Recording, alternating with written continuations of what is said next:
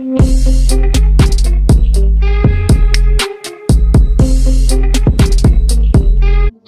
Friends, already ఈ కుర్తీ యొక్క cutting video అయితే చూసారు కదా ఫ్రెండ్స్. ఇక ఈ వీడియోలో అయితే స్టిచ్చింగ్ ఎలా చేయాలో చూపించబోతున్నాను. సో ముందుగా నేనైతే యోక్ పార్ట్ వరకు లైనింగ్ అనేది జాయిన్ చేయాలనుకుంటున్నాను. సో అందుకని ఈ విధంగా ఏవైతే కట్ పీసెస్ ఉన్నాయో సో వాటికి ఈ విధంగా లైనింగ్ అయితే జాయిన్ చేసేసాను. సో దీనికి మధ్యలో నేను పోట్లీస్ అయితే జాయిన్ చేద్దాం అనుకుంటున్నాను. సో పోట్లీస్ జాయిన్ చేయడానికి వీలుగా ఎక్స్ట్రా క్లాత్ అనేది అయితే నేను ఉంచుకోలేదు. సో అందుకోసం అని చెప్పేసి ఎక్స్ట్రా క్లాత్ అనేది జాయిన్ చేస్తున్నాను. ఇన్ కేస్ మీరు ఇలా కటింగ్లో కానీ మన ఎక్స్ట్రా జాయింట్ పీస్ కానీ ఉంచుకుంటే మనం దాన్ని వెంటనే టర్న్ చేసేసుకొని ఈజీగా మనకి పోట్లీస్ అనేది పెట్టేసుకోవచ్చు. బట్ నేను ఎక్స్ట్రా క్లాత్ అనేది ఉంచలేదు కాబట్టి నేను ఈ విధంగా ఎక్స్ట్రా క్లాత్ అనేది జాయిన్ చేసేసుకుంటున్నాను.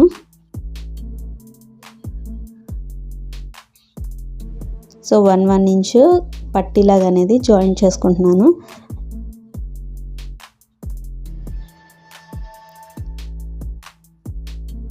చూసారు కదా, ఇలా ఒకసారి రఫ్ చేసేసుకున్న తర్వాత టోటల్గా ఒక పీస్ మీద ఇంకో పీస్ అనేది జాయింట్ వచ్చేటట్టు చూసుకోవాలి. మనం ఉక్సులు పట్టి కాజల్ పట్టి ఎలా వేస్తామో ఇంచుమించుగా అదే విధంగా అనమాట. సో ఒక పీస్ని ఇలా కంప్లీట్గా టర్న్ చేసేసుకొని వాటి మధ్యలో ఈ విధంగా పోట్లీస్ అనేది పెట్టుకోవాలి వీడియోలో చూపించిన విధంగా.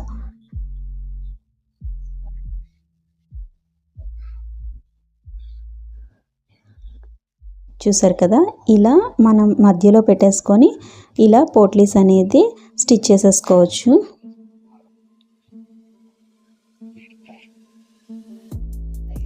సో మనకి ఫ్రంట్ పార్ట్ అయితే రెడీ అయిపోయింది, ఫ్రంట్ యోక్ పార్ట్. సో నేనైతే మిగతా అంటే సైడ్ పీసెస్ ఉంటాయి కదా, సైడ్ స్ట్రైట్గా వస్తాయి. సో వాటికి కూడా లైనింగ్ అనేది జాయిన్ చేసేసుకున్నాను. ఇప్పుడు హ్యాండ్స్ అయితే తీసుకుంటున్నాను. సో ఈ హ్యాండ్స్ అనేవి చెప్పాను కదా కటింగ్ అనేది వచ్చింది. సో ఆ కటింగ్ అనేది కనబడకుండా మనమైతే జాయిన్ చేసుకోవాలనుకుంటున్నాను. సో అందుకని దీనికి కూడా మధ్యలో ఈ విధంగా పోట్లీస్ అనేది జాయిన్ చేస్తున్నాను.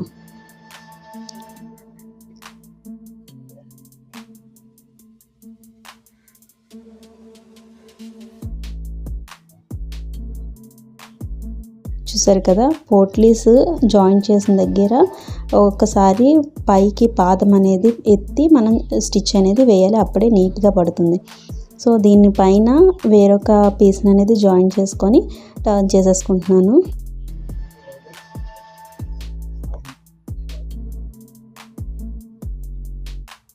సో ఇలా స్టిచ్ చేసుకున్న తర్వాత కిందన చిన్న కట్లా ఉంచాలనుకున్నాను. సో అందుకోసమని ఈ విధంగా ఒక 3 ఇంచెస్ గ్యాప్ అనేది ఉంచేసాను. ఎందుకంటే 1 ఇంచ్ అనేది కిందన ఫోల్డింగ్ చేస్తాం కదా హ్యాండ్కి, సో ఆ ఫోల్డింగ్లోకి వెళ్ళిపోతుంది. ఇక 2 ఇంచెస్ అనేది మనకి గ్యాప్ అనేది వస్తుంది.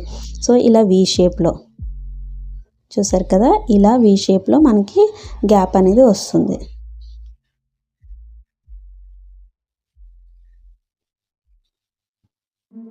సో ఇలా పైన స్టిచ్ చేసేటప్పుడు కింద వైపుకి మనం కట్స్ ఎలా అయితే లాతామో అదే విధంగా ఈ విధంగా కటింగ్ అనేది పెట్టుకున్నాం అనమాట.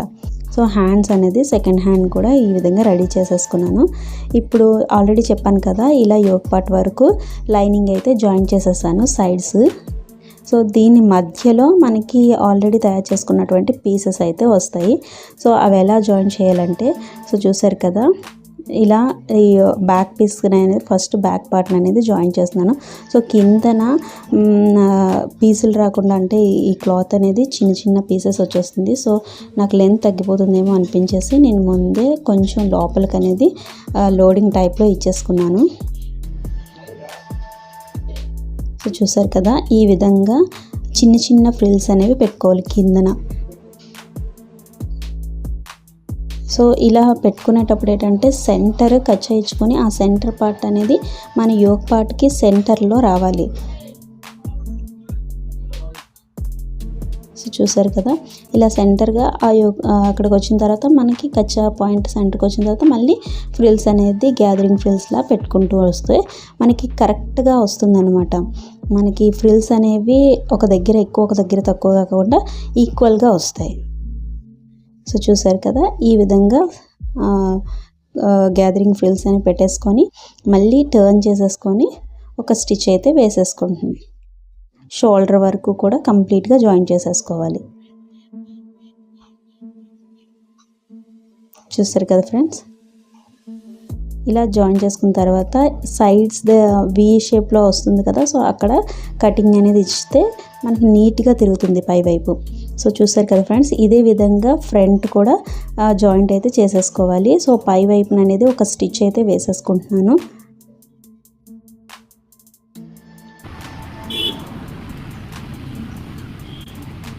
సో ఇలా పై వైపున ఒక స్టిచ్ అనేది వేసేసుకుంటే మనకి ఫినిషింగ్ అనేది ఇంకా నీట్గా కనిపిస్తుంది.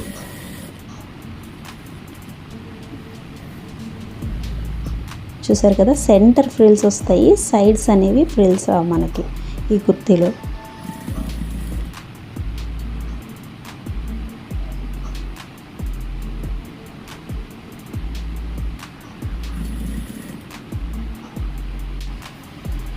ఇలానే ఫ్రంట్ పార్ట్ని కూడా తయారు చేసేసుకోవాలి. సో ఇలా ఫ్రంట్ పార్ట్ని కూడా రెడీ అయితే చేసేసుకున్నాం. ఇప్పుడు షోల్డర్స్ అనేది జాయిన్ చేసుకుందాం ఫ్రెండ్స్. సో చూసారు కదా, ఫ్రిల్స్ దగ్గర ఎంత నీట్గా వచ్చిందో. సో ఇలానే బ్యాక్ పార్ట్ని కూడా రెడీ చేసేసుకున్నాం కదా. సో ఈ ఫ్రంట్ అండ్ బ్యాక్ పార్ట్ దగ్గర షోల్డర్స్ దగ్గర జాయిన్ చేసేసుకుంటున్నాం.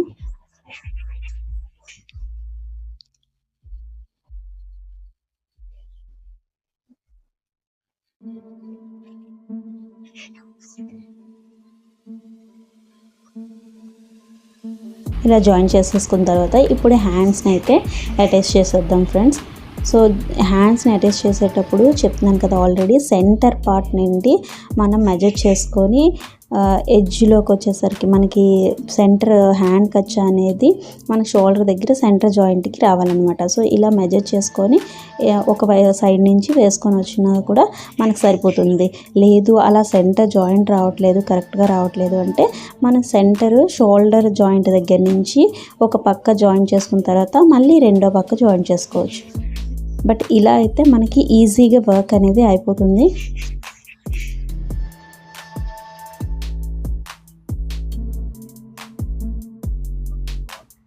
సో ఇలా జాయిన్ చేసుకున్న తర్వాత మళ్ళీ డబల్ స్టిచ్ అనేది వేసుకోవాలి.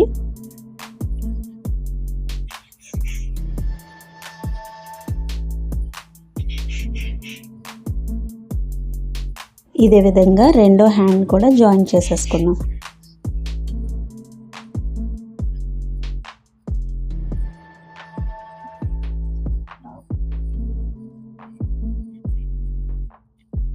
సో హ్యాండ్స్ జాయిన్ చేసుకున్న తర్వాత ఇక సైడ్స్ అయితే మెజర్ చేసేసుకొని మనం అయితే సైడ్స్ ఈ విధంగా స్టిచెస్ అనేది వేసేసుకోవాలి.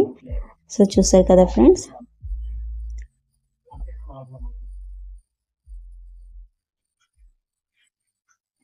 మనకి గేర్ సైడ్ వచ్చేసరికి తక్కువ చేసుకొని వేసుకోవాలి. ఇప్పుడు కిందన డబుల్ ఫోల్డింగ్ చేసేసి 1 ఇంచ్ డబుల్ ఫోల్డింగ్ అనేది చేసేసి ఈ విధంగా చుట్టూ కూడా స్టిచ్ వేసేసుకుంటే మన కుర్తీ అనేది రెడీ అయిపోయినట్టే.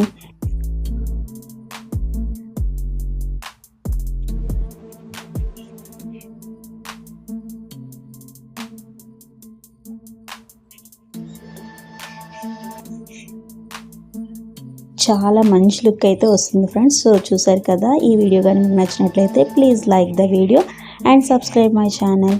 Thank you.